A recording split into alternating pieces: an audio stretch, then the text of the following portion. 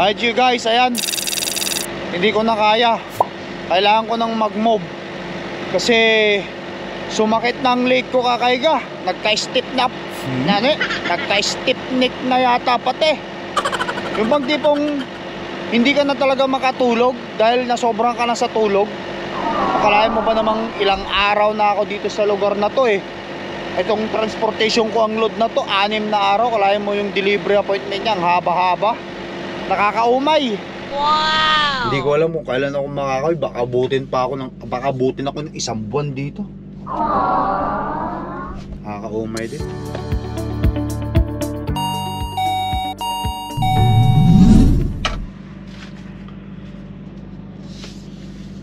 Alright you guys, good morning. At nandito tayo ngayon sa isang truck stop dito sa Ontario, Flying J. Ang sakit ng leg ko. Bang kahihiga ba? At saka nakaka-stress. Nakalain mo guys, mula nung empty ako hanggang sa pag-pick up ko hanggang sa delivery date ng load na dala-dala ko ngayon umabot parang 9 days. Akalain mo yan? Wow. 9 days. Ito na yata yung pinaka-worst na experience ko, no? Sa paghihintay sa karsada. Grabe.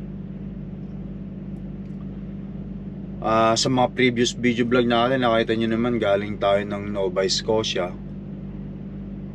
Pitcha 22 na empty tayo doon sa Moncton, New Brunswick. Tas sinabihan nila ako mag-move right away papuntang Montreal, Quebec. Mga 600 miles empty. So nag-move ako. Hindi na ako doon kasi alam ko mahirap ang load doon sa New Brunswick. Kaya sinacrifice ko na mag-move empty na 600 miles. Kaysa naman magantay ako ng siyam-siyam doon. Binigyan ako ng reload sa Montreal. Ang pick up date niya is, man sabi dito sa pick up date niya. Okay, so 23 yung August 23rd ng alas 8 ng gabi.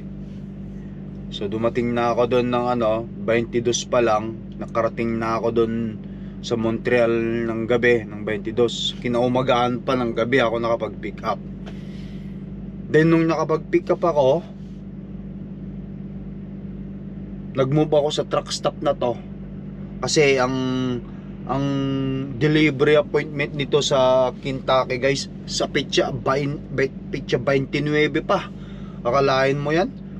Pinick up ko ang load na to ng 23 sa. Na-pick up ko nung 23. Tapos ang delivery niya sa 29 pa.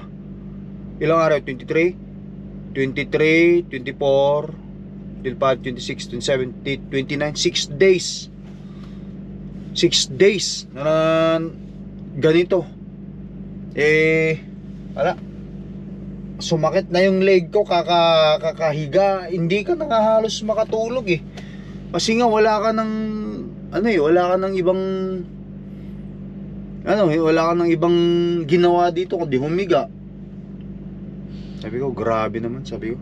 Tapos sabi ko sa kanila, baka naman pwedeng hanapan nyo ako ng load na agad pag na-deliver ko to. Alangan naman maghihintay na naman ako, sabi ko.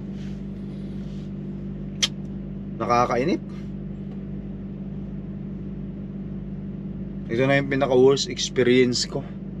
Nakuha ko, nakapag-reset na nga ako dito ng ilang beses eh. Yung reset ko parang umabot na yata since 6 days ang transportation ng load na to. Umabot na ako ng 2 beses na reset. Akalain mo. Nakakaumay din minsan yung ganito. Okay lang sa akin maghintay ng mga 2-3 araw. Basta sa susunod meron akong gagawin, tapos merong reload agad. Ang mahirap din kasi minsan yung kapag deliver mo, antay ka. Kapag pipick up ka ulit, tapos pag deliver mo, magantay. Kada load na may deliver mo, maghahantay ka. Kada load na madi-deliver mo, maghihintay ka. Hindi ko alam kung paano yung sistema nga. Minsan nakakaumay. Hindi pa sana ako gagalaw ngayon, hindi pa sana ako magmumove ngayon. Kaso wala na eh. Itong truck ko, lobat na. Ayoko naman idle ng idle. Kasi no-waste lang yung gasolina ko. So, binabalak ko, mag-move na ako mula dito sa kinaroroonan natin. Dito tayo sa Cornwall, Ontario. Tapos pupunta tayo ng Kentucky. Meron pang almost, let's say kulang 800 miles kamo. 2 ship ko na lang gagawin doon. 2 ship ko na lang biyabiyahin ito. So Sabado ngayon is pitch 26 ngayon. Sabado 26, 27 andun na ako. Ayun 28, 29 titenga na naman ako somewhere in Karsada, kung saan ako makakapaghanap ng truck stop. Tapos ang masakit pa guys, napakamura yung load na to.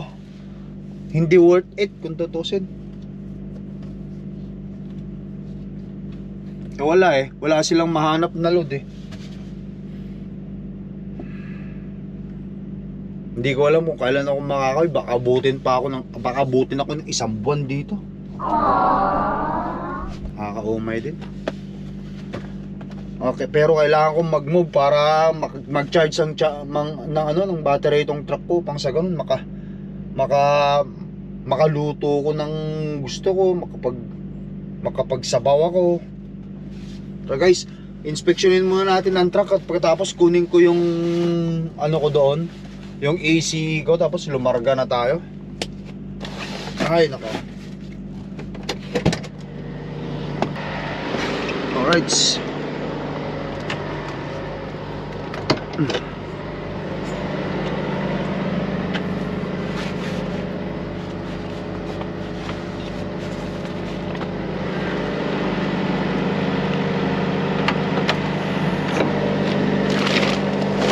Pamunas natin dun sa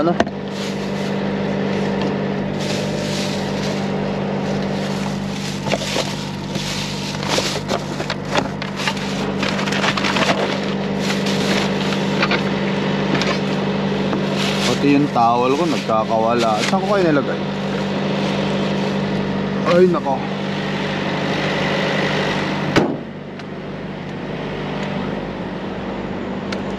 Check natin ang makina muna bago natin i-start.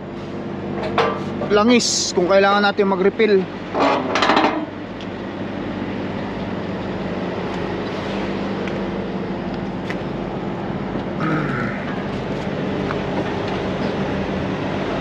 Alright, first thing first, langis.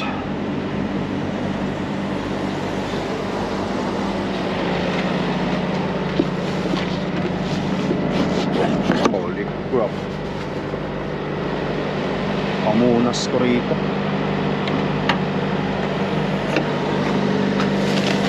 Na-misplace ko na naman yung pamunas ko yata.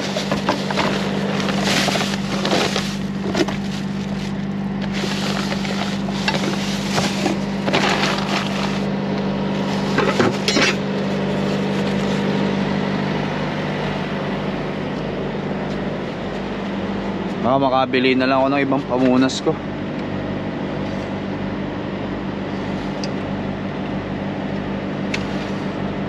Okay. Okay pa. Andyan pa yung minimum max, sabi niya, andyan sa level, tamang level.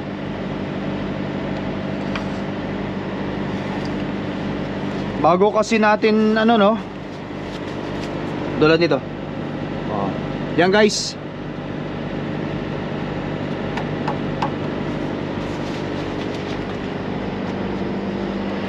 Balik natin. Ayan guys, okay naman yung level ng engine natin. So far wala namang kakaiba dito sa makina ni Cordapia. Dito sa may ano niya, wall engine dito sa side, wala namang nagmumoist o naglilik dyan. All the way sa baba, wala naman siya tumutulog. Okay, ang pan, maigpit na maigpit. Gusto ko lang din ipaliwanag, no, sa mga tao doon sa previous video vlog ko na nakikita nila na yung pan daw ng makina, patay ang makina. Bakit daw kapag pinihit mong ganyan, maluwag? Kasi nung nakaraan, nung pinihit ko yung pan ng makina ko, maluwag. Kasi explanation kasi doon, ito ano lang to, yung base lang sa napanood ko, yung mga balbula sa loob o ano na makina sa loob, kumbaga sa ano, bukas pa noon, kaya napipihit natin itong pan na to na napapaikot natin kahit sarado. Ngayon, kapag sumarado, kapag pinihit ko ng pinihit ito, sisikip ito kasi yung doon sa loob ng makina, yung mga cylinder doon magsasarado, kaya yung hangin magko-compress. Yun ang explanation na alam ko base sa napapanood ko ng mga video. Yan guys, kasi ako naman siyempre nanonood din ako ng mga about sa truck, kasi may truck tayo, kung paano ang pag-ano sa truck natin. Tulad nito, dito tayo, hindi mo mapipihit ito, maigpit na maigpit kasi ang ano sa loob, hangin sa loob na compress. Max ang coolant. Malapit na naman pala ako magpa-change oil. Alright. Okay, so far wala akong nakakitang malinis ang air intake, nakikitang kakaiba.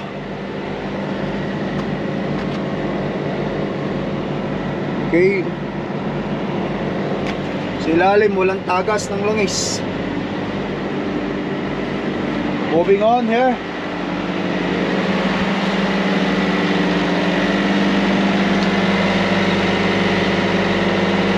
Kunin ko yung aking pamukpok. Itinap down ko kasi guys, kasi ilang araw na ako dito sa lugar na to Gawa nga ng ayokong mahirapan din yung airbag at saka axle ng truck. Kasi nandito rin naman tayo, wala naman tayong ginagawa rito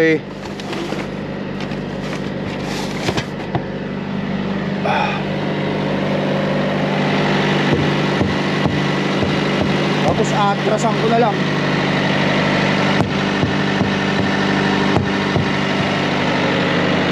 Temperature minus 20, 18 ang max.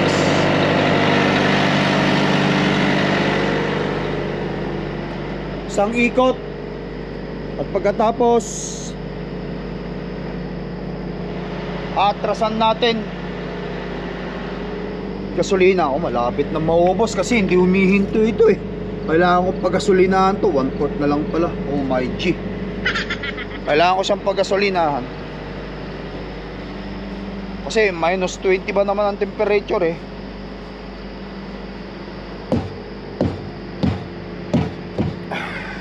Alright.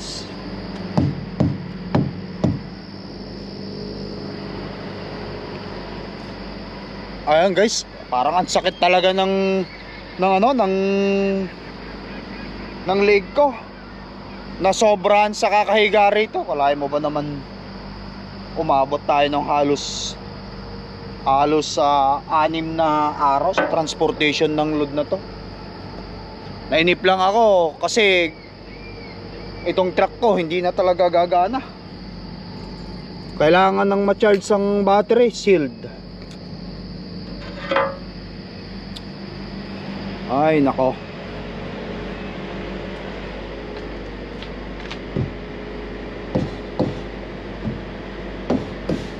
Atrasan ko na lang. Tapos i-hook natin.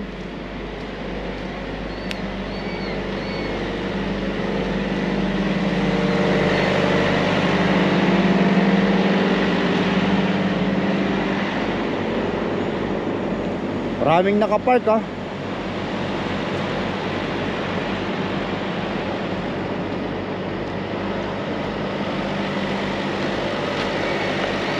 Alright you guys, ayan. Hindi ko na kaya. Kailangan ko nang mag-move. Kasi sumakit ng leg ko kakaiga. Nagka-stiff neck. Nagka-stiff neck na yata pati. Yung bang tipong hindi ka na talaga makatulog dahil nasobrang ka na sa tulog. Akalain mo ba namang ilang araw na ako dito sa lugar na to eh.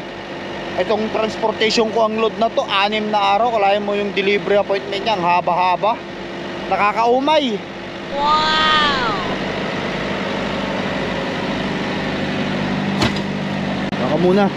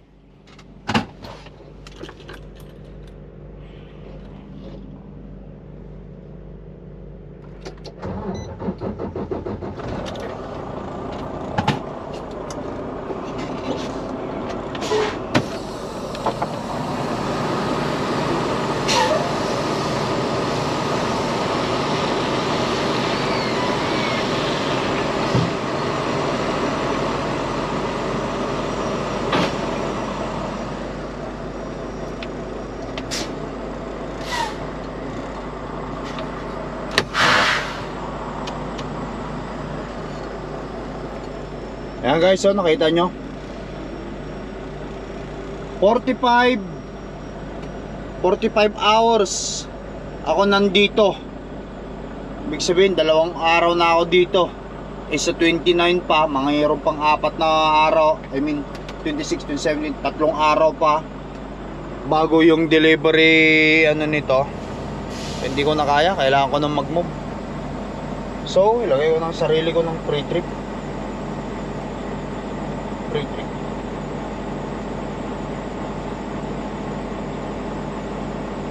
Para sa ganun makaalis na rin tayo rito.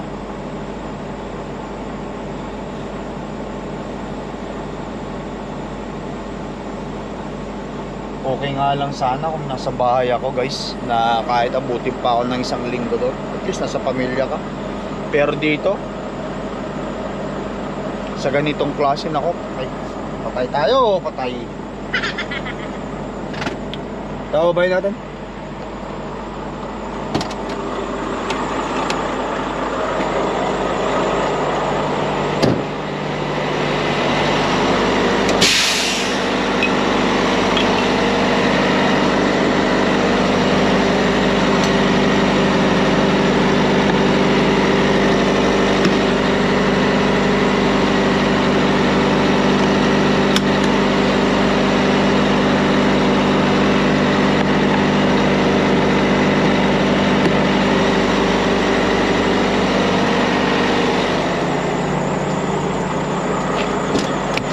Tapos ano natin ito,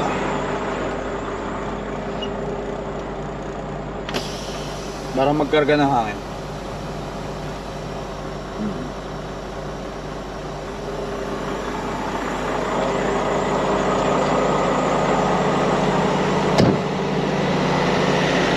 And then ang ilaw sa taas, lahat yan gumagana so far.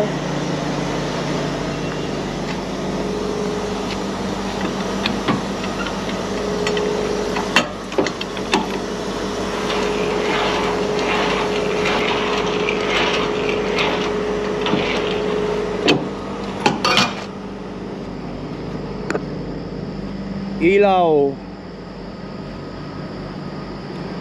Post, taas natin itong airbag. Right. Yan. Para tumas yung mga airbag niya.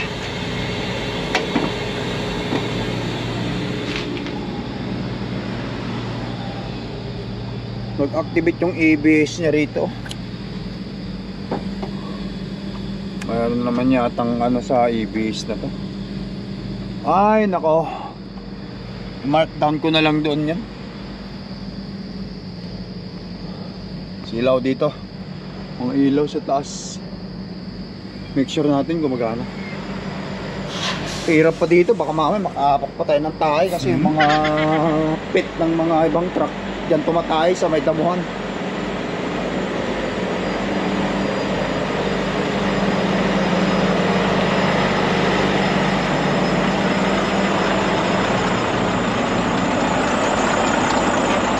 Okay.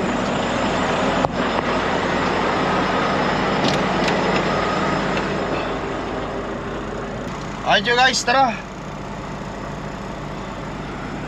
Kunin ko muna yung Ace manifest ko doon sa loob para makalarga na tayo, makatawid na tayo ng border ngayon. Iyan mo na lang muna ang truck natin na naka-idle na ganyan para mag-charge na.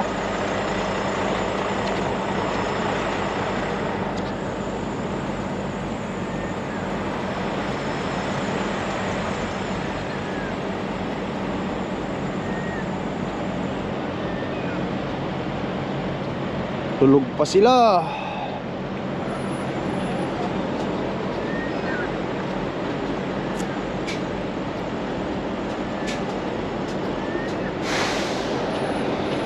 Sabay kuha ko ng ice. Saka hugasan ko yung aking ano, yung hugasin.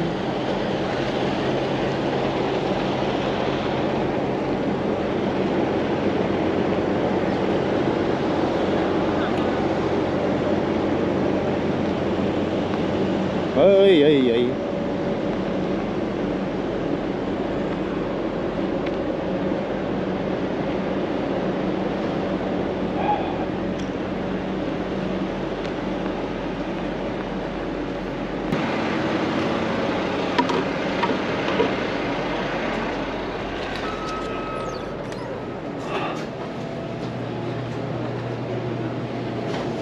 Hi.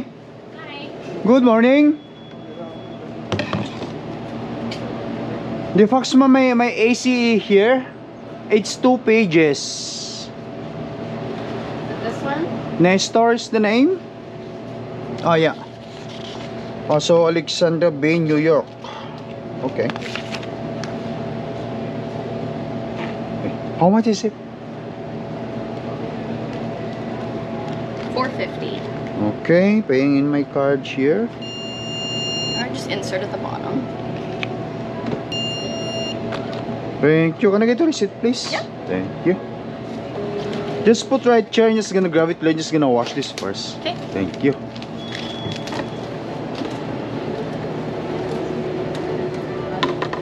Hugasan ko lang.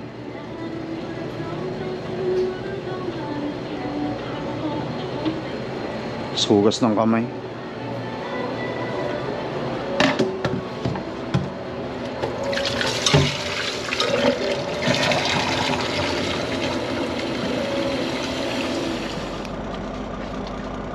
Alright you guys, andito na tayo sa loob ng truck.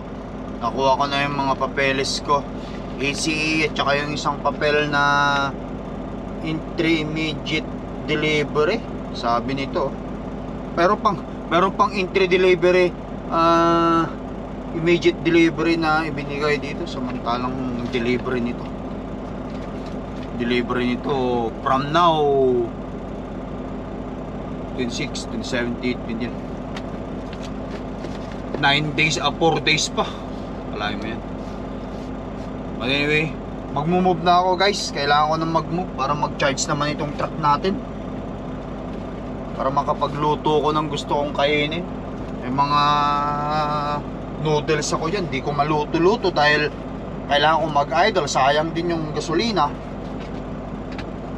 Tara guys. So paano? Hanggang sa susunod na lang natin na video vlog mga kaibigan, no? Maraming salamat uli sa inyong walang sawang panonood at pagsuporta sa video vlog nila Lakay. Ingat kayo lagi, stay safe guys. Peace up. Bye.